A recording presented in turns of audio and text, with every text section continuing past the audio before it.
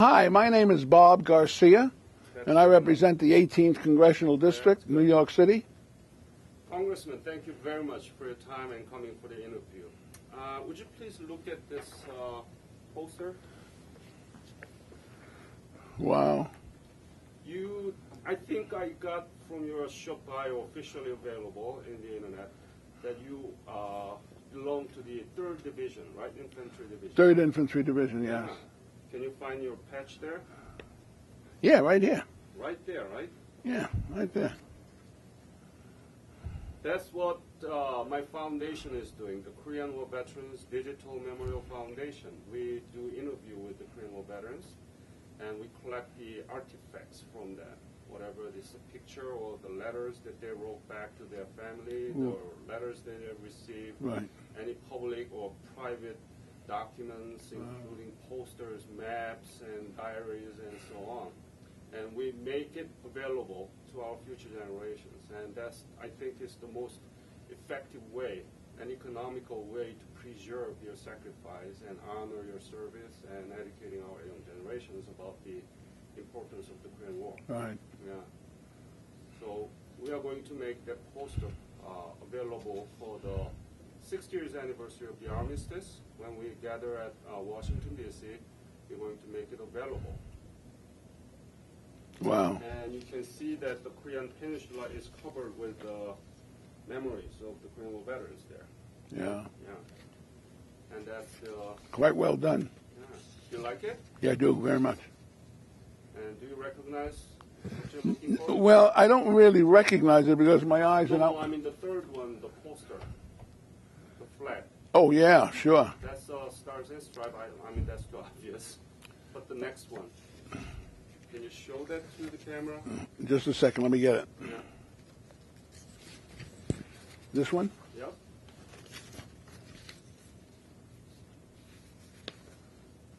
That's right. That's the Korean flag. Right. Covered with all the memories of the Korean War veterans there. Right. My name is Robert Garcia. Uh-huh. I was born January 9th, 1933. My parents were both born in Puerto Rico, and I was the 4th of 4 children. I was 17 when I joined the Army. I had graduated from high school. I started City College in New York, uptown. And what I decided to do, I didn't want to go to school anymore, so I decided to join the Army. But when was that? That was February of 1950. Was it Army, right? Army. I wanted to join the Air Force, but the quota was full for that month, so they talked me into joining the Army. And I did, and I was drafted in the, I was inducted on or about March 28th of 1950, and I started basic training soon thereafter that at Fort Dix, New Jersey. I can tell you that for me, the experience when I first joined the Army, I was not too happy. Why is that? I thought I made a mistake, you know. Why should I be in the Army? And this is long before the Korean War started. Well, not long before. It was about 3 or 4 months before the Korean War started. But I realized that I probably should have stayed in school, but it was too late. I had a contract. I signed up for 3 years as an enlisted man, and so I had a contract to fulfill. And I was smart enough and young enough and smart enough to realize that there's no way I get out of this until 3 years are completed. And then I finished basic training, which would be very of interest to you, in June of 1950. And it was a Sunday, I believe. I was home on leave, and I heard that the North Koreans had invaded South Korea. And my immediate reaction was that, where is Korea? I had no idea where Korea was. So So you didn't learn anything about Korea from your high school or any? Not that I can remember. Maybe I did, but maybe I fell asleep during that period of time. But no, the answer is no. I knew about Japan and China, but frankly, nothing about Korea. And so I had already been assigned to the Signal Corps, which is at Fort Monmouth, New Jersey. And so I went to what they call radar training, radar school. And it was the Signal Corps, you know, radios and radio men and things like that. And so I eventually became a radio man. And then in October, or maybe September of 1951, I received orders to Korea. To go to Korea? Yeah, in 51. What was your reaction to that, honestly? My reaction was one of fright, one of uncertainty. Listen, I was just 18 years old. And, but I come from a deeply religious background. My dad, my sister, and I have to tell you that I never really worry about, you know, those things because I have faith, true faith that God will protect me and carry me through. And so, and I grew up with that as a foundation. That was my foundation, my Christian foundation. And so for me personally, when I got the orders, well, I didn't like it. It was kind of adventurous, you know, it was kind of exciting in a crazy kind of way. And then I got about a 2 or 3 week leave. And then before you know it, I was on my way to Oakland, California, to a camp there called Stoneham, Camp Stoneham, boarded a ship. And for 2 weeks I crossed the Pacific and then landed in Yokohama. Was there for about a week, 7 days. I was then assigned in Yokohama to the 3rd Infantry Division from Yokohama as a radio man. That was my MOS, and MOS is what you're classified, the job that you have. This is what they call MOS in the Army. My MOS was radio man. And so when I landed in Korea... Oh, let's go a little bit back to okay. Around the time that you left for Korea. What was the reaction from your family or the people about Korean War and you going there? Well, it's interesting. Just before I got those orders, a good friend of mine was killed in Korea. And that was the talk of the neighborhood. If you remember, I grew up in the South Bronx, tenements.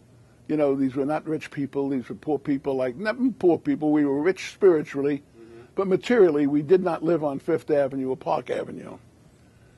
And so there was, and he was one of the best baseball players and football players. So you're a personal friend? Yeah, personal friend. Wow, what's his name? Hector, what was Hector's last name? Castro. Hector Castro. And then I got orders right after that.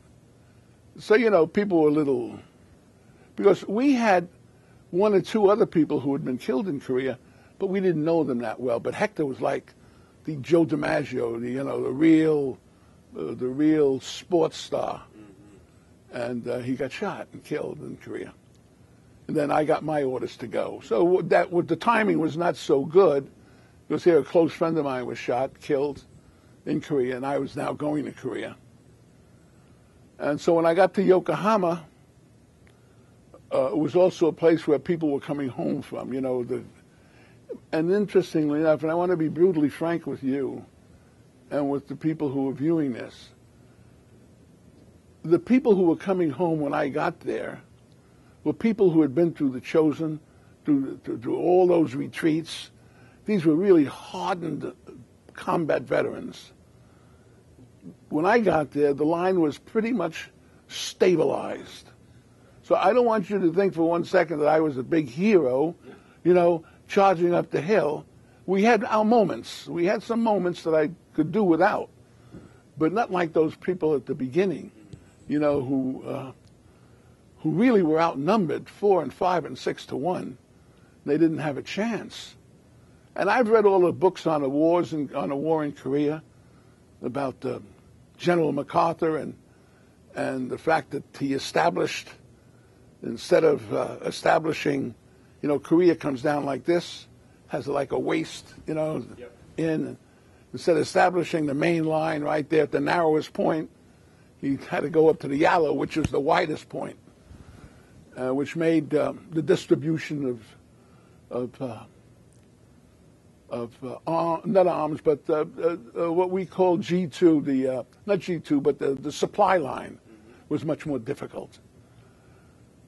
But go ahead. Can you remember what the day that you arrived in Korea? Well, I know it as if it was, How about the month of the year?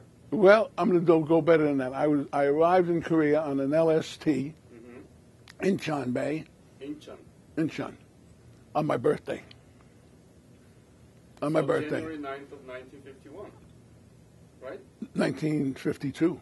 52? 50. I left in October. I got the orders in October of 51, and I got over there in January 9th. That's why I say the line was pretty stable at that particular moment. It wasn't, as back and forth. But you said that you entered the Army on 1950, 50. February 1950. That's correct. So for about 1.5 years you were in the United States. That's right. All right.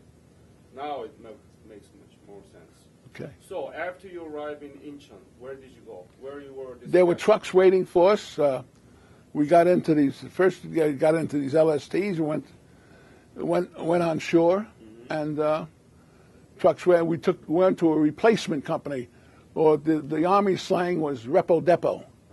We went to a repo depot, and there we were all assigned to different places. We went to the 3rd Division, repo depot, and there we were given specific assignments to what outfit we were going with. And that's when I heard I was going to the 39th Field Artillery, which was actually, from everything I was told, was a National Guard outfit from Tennessee. And what we did then was we got on a train. I think we got on a train, if I remember correctly, from Incheon going up. And then we got on a train, I believe. And then we went up close to the line. Then trucks were there to pick us up and take us to our outfits. And I ended up with the 39th Field Artillery. 39th Field. Yeah. They're 105 guns. They were smaller guns. We were in support. It was more like a regimental team type of artillery outfit. But you probably have interviewed Charlie Rangel, or you will. And he had the 155s. Those were bigger guns, and they could go further. Our guns were a little more, just a step above the mortar. But they were just enough to go over the hills and pinpoint patrols that were going out on a night's patrol, a night's maneuver. But you said you're the radio man, right? I was the radio man. So could you explain to the audience? Yeah. What is your job description and how? Well, my job my job description was as follows. There were two methods of getting information to what we called the forward observer, the FO. Yeah. One was by radio, which was set with crystals. You had to set those radios with crystals. I see. The problem with that is that they then, sometimes the Chinese or the Korean, we had Chinese on our side, across the line from us. It wasn't the North Koreans, we had the Chinese. They had people who understood English and understood those radios, and they could intercept. So then we had the wire. So we had to wire it all the way up by phone, and you answer. No interception, no tap. Right. So we had to have both alternatives, both wire and radio. In case something happened to the wire, you still had the radio, but you had to have the two devices. So that's what you did? Yeah, I used to go up to the line. I was in front of a hill called Kelly Hill, 317. That was where the Puerto Rican 65th made their reputation for the most part after the retreat of helping the retreat out to the harbors of North Korea. But so you belong to that Puerto unit? No. No, right? Yeah. Because I should have, but I was born in New York. Right. So, you know, the people who did the personnel moving here and moving there kept me with the 39th field instead of sending me with the 65th. But you see, it's important because my MOS was radio. Right. So it's fit more with the artillery than it did with the infantry. Mm-hmm. So could you tell me about your typical day of your mission? You were engaged in artillery attack or? Yeah. Well, what I can remember is that just about every night we had patrols going out. And the artillery served the purpose of shielding that patrol, you know.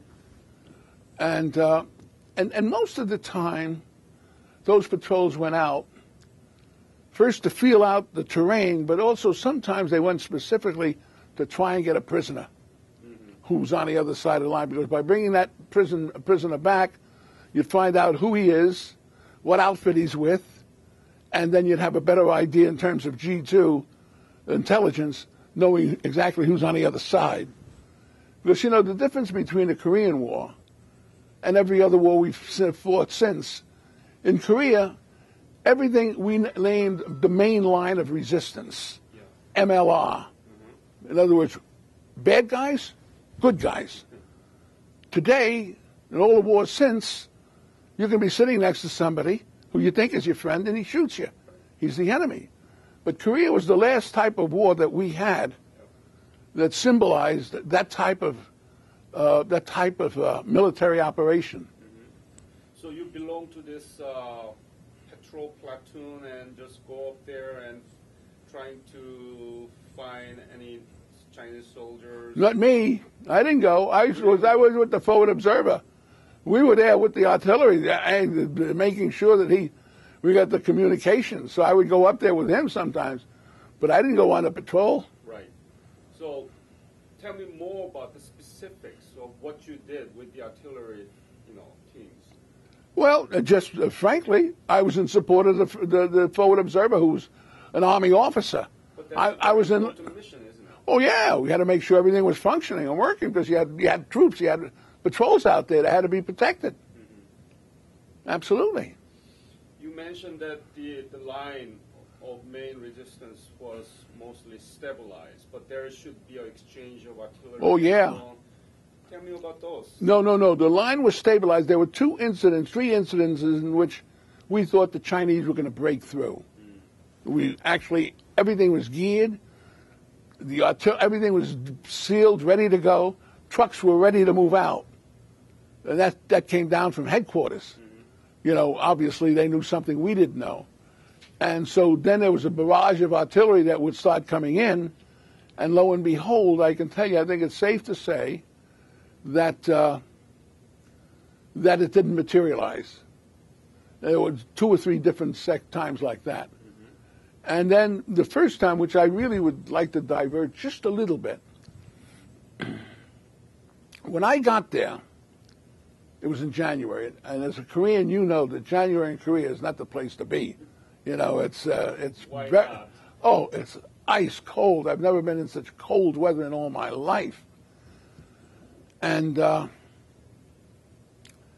because I was new, in the first week, they put me on guard duty. It was 2-hour shifts, guard duty. And there was a machine gun, and the machine gun was here, and there was the sandbags all around. So I was responsible for the machine gun from between the hours of 2 and 4 in case anything happened. Now, frankly, I hadn't shot a machine gun since I was in Fort Dix.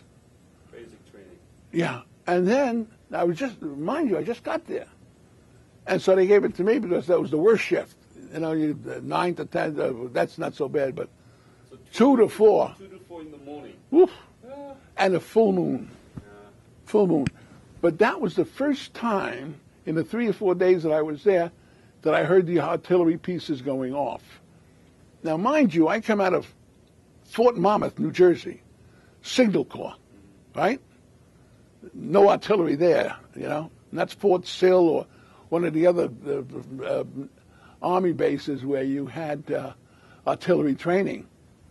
But to make a long story short, what happened was that I heard, now mind you, the battery was from here, the road was here, and would just be behind where Tom is sitting. And I heard click, click, click, click, click, click, click. And now, mind you, I don't know where that noise is coming from. It's coming from the batteries. It was coming from all the artillery groups there. They were getting ready to fire, and they were all ready. And when I heard that barrage of cannons go off at the same time, I got so scared. I never heard it before, you know? So you were not aware of all those preparations? No, but I soon got there. Don't think because, you know, there were people who got to Korea with one MOS and never did something, they ended up as if they were doing it all their lives. You know, those are tough times. Yeah. So I remember that as if it was yesterday. Scared to death, right? Oh, yeah. I was a kid. I was just a kid. 19 years old. Oh, Mommy, where are you, Mommy, you know? By the way, did you write back to your family? I did. Uh-huh. What did you write? Oh, that I was safe, that I was somewhere in Busan, and that... So you lied to them? Yeah, I did. I told my mother, don't worry about a thing, I'm okay. And for the most part, compared to the guys who were there in 50 and 51, it was a lot easier. But it was still, you know. But I would never tell my mother I was on a line.